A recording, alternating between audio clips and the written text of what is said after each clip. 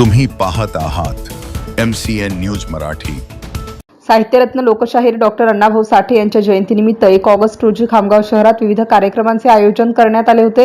यावेळी लहुजी विद्रोही सेना खामगाव शहर संघटनेच्या वतीने भोजन स्टॉल उभारण्यात आला होता। या भोजन स्टॉलला खामगाव शहराचे अतिरिक्त पोलीस अधीक्षक पियुष जगताप व उपविभागीय पोलीस अधिकारी प्रदीप पाटील यांनी भेट दिली। त्यांनी अण्णाभाऊ साठे यांच्या प्रतिमेचे दीप प्रज्वलन करून पुष्पहार अर्पण केला। तसेच लहुजी विद्रोही सेना बुलढाणा जिल्हाध्यक्ष रुपेश अवचार व कार्यकर्त्यांना जयंतीच्या शुभेच्छा दिल्या।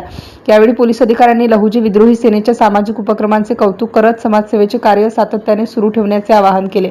जयंती उत्सवानिमित्त मंडळातील कार्यकर्ते व शहरातील नागरिकांसाठी पोळी आणि काशी फळाची भाजी या भोजनाची व्यवस्था करण्यात आली होती।